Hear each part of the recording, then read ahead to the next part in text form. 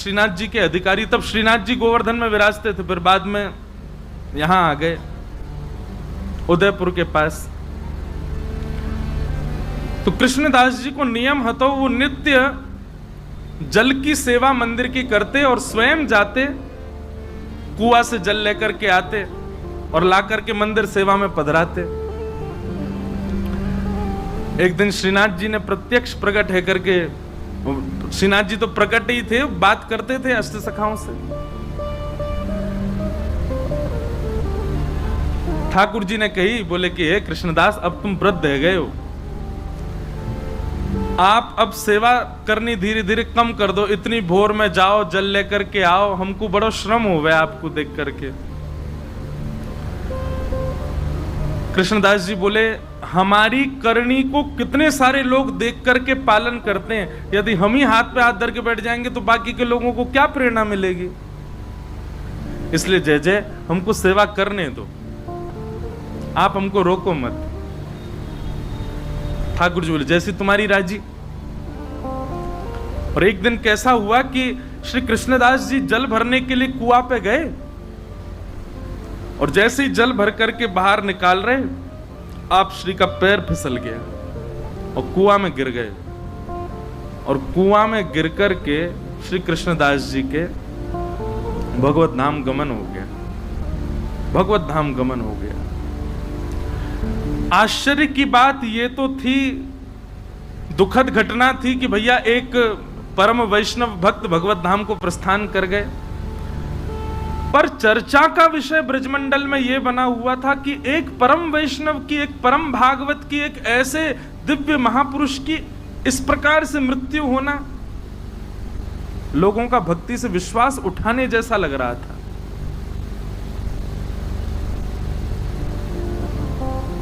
सब जगह ये चर्चा होने लगी। बोले कि क्या फायदा ठाकुर जी का नाम जप करने का, क्या फायदा इतनी सेवा करने का, क्या फायदा इतना भजन करने का।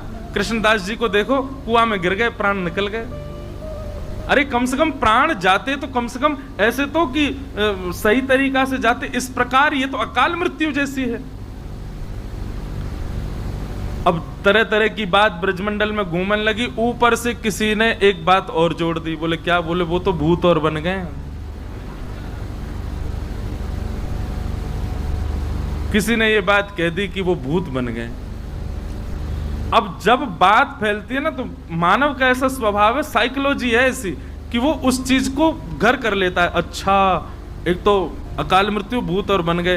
अब कोई बेचारो पनघटते जल भर के ला रहा है, तो जबरदस्ती टीक दोपहरी खाली, कोई भी नहीं रास्ता में। अब जोर की हवा उछल जाए तो ओहो कृष्णदास जी पीछे पड़ गए मेरे, हवा चली बहुत जोर की। बाकी के सब विश्वास भी कर लें, बोले हाँ सही कह रहे हो, भूत तो बन ही गए। वो कृष्णदास जी के लिए कहा जाता है कि उनकी अधोगति, उनकी अकाल मृत्यु, और ये तक कह दिया कि वो एक प्रेत बन गए। स्वामी श्री हरदास जी महाराज कहते हैं, ध्यान पूर्वक सुनिएगा, बोले माथे पे उर्धपुंड विराजमान हो गया, ब्रजमंडल में जन्म हो गया, संपूर्ण जीवन में एक बार भी ब्रजरज को बड़ी निष्ठा से जिसने अपने माथे पर अंकित कर लिया, गुरु कृपा से गुरु दीक्षा ग्रहण कर ली, और अपना संपूर्ण जीवन में एक बार भी ठाकुर जी का भजन गा लिया, वृंदावन रस को गा लिया, स्वामी जी कहते हैं उसकी अधोगति जीवन में नहीं हो सकती। कृष्णदास जी ने तो पूरे जीवन ठाकुर जी की सेवा में निकाल दिया, कैसे कह सकते हैं कि उनकी अधोगति हुई है?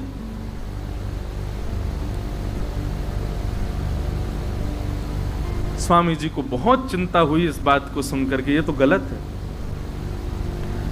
महाराज जी वर्णन ऐसा है स्वामी जी के रस भावन में कि श्री हितरवंश महाप्रभु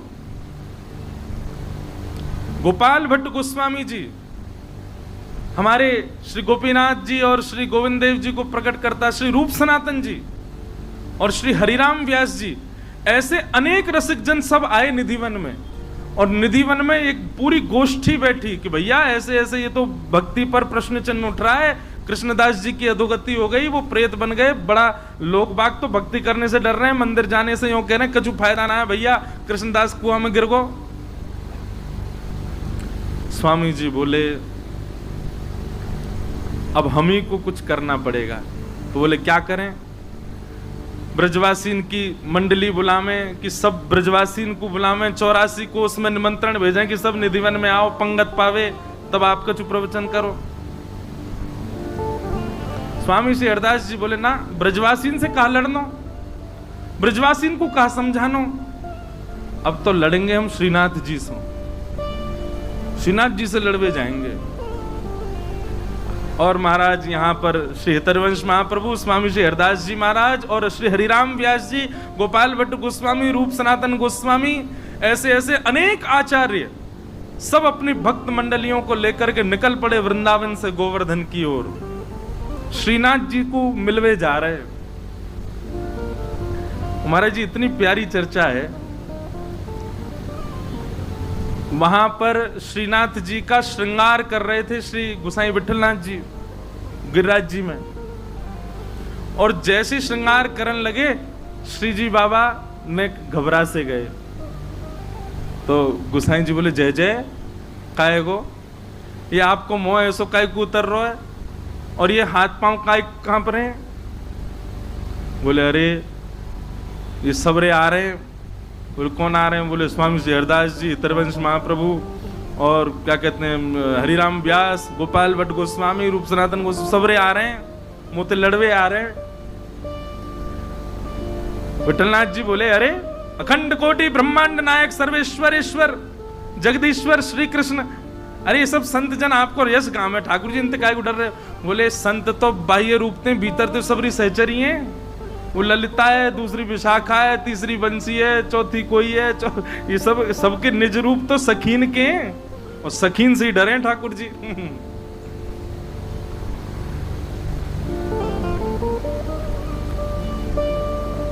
स्वामी श्री हरदास जी महाराज और सब रसिक जन जा रहे हैं, पूरा वृंदावन और जो जो गांव बीच में पड़े सब जगह महाराज स्वागत सत्कार होवे, सब लोग आकर के प्रणाम करें।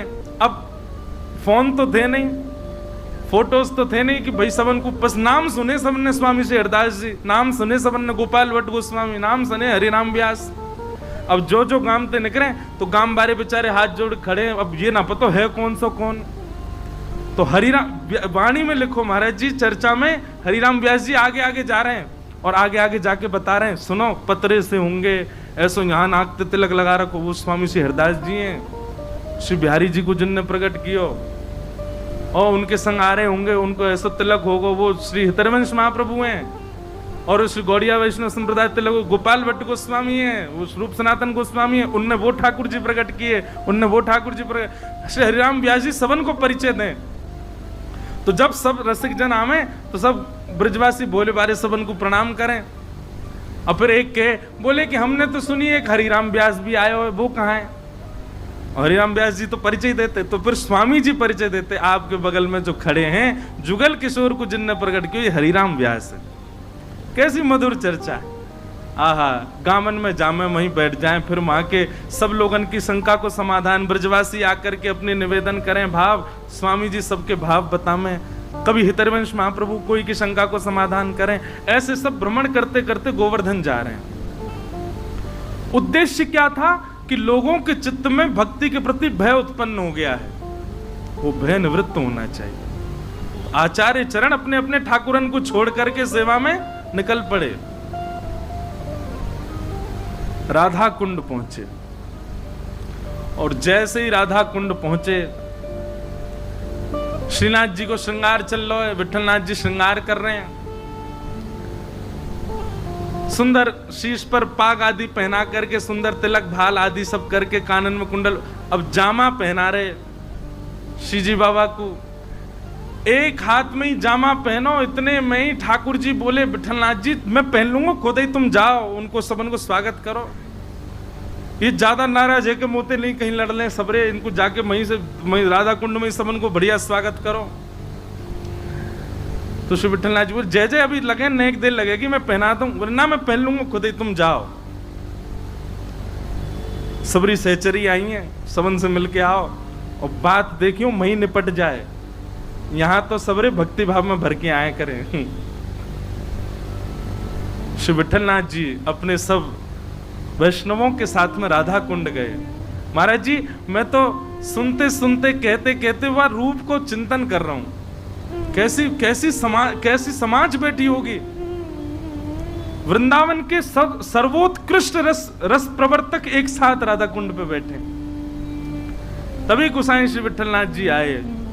आहा, गोवर्धन नाथ की जय, गिरिराज धरण की जय, शाम सो जय जयकार हेन लगी। गोसाई जी ने जाकर के सब रसिकन को प्रणाम कियो। स्वामी श्री हरदास जी को वंदन कियो। स्वामी जी बोले, आओ गोसाई जी, आधी जामा पहना के आयो लाल जी को, पूरी नहीं पहना के आए, ऐसी कहां जल्दी। अरे न बढ़िया ते तैयार करके आते, हम कछु कह थोड़ी रहे, मिलवे तो आए, ऐसो काब है।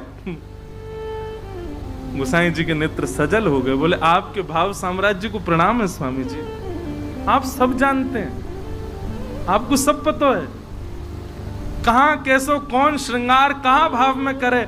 क्योंकि कल मैंने कहा ना, ललिता जी सबके मन की जानती हैं, वो ललिता जी स्वामी जी हैं, सब जानती हैं। बोले, आधी जामा पहना के भागे आए, पूरी पहना आते। चर्चा हुई, वहां बैठ करके सब समाधान आदि की बातें हुई। बोले, क्या किया जाए, कैसे ब्रजवासियों को बताया जाए कि भाई मृत्यु किसी के वश में थोड़ी, ऐसा थोड़ी कि केवल भजन करने वाला और सब प्रकार से ठाकुर जी को भजने वाले की कभी अकाल मृत्यु नहीं हो सकती। स्वामी जी बोले, देखो मृत्यु अकाल हो सकती है पर गति अधोगति नहीं हो सकती। ये हम डंके की चोट पर कह रहे हैं और जब तक हैं तब तक कहते रहेंगे। एक बार जिसने अपने जीवन में कुंज बिहारी श्री हरदास कहा होगा, एक बार श्री गिरिराज जी के चरणों में नतमस्तक हो गया होगा, एक बार उर्ध्वपुंड अपने माथे पर पधरा दिया होगा, ब्रजमंडल में जन्मा होगा, ब्रजमंडल में मृत्यु प्राप्त की होगी, उसकी अधोगति नहीं हो सकती। हमारे वृंदावन के रसिकजन तो गाते हैं,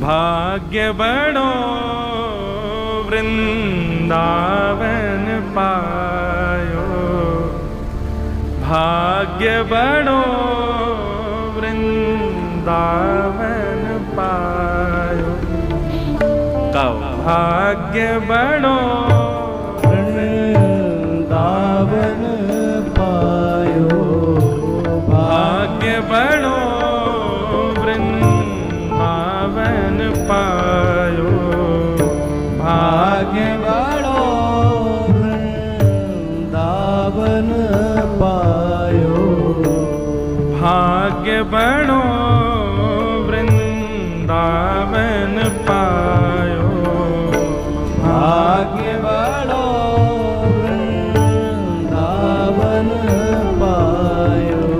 जारज को सुर नर मुनि वंचित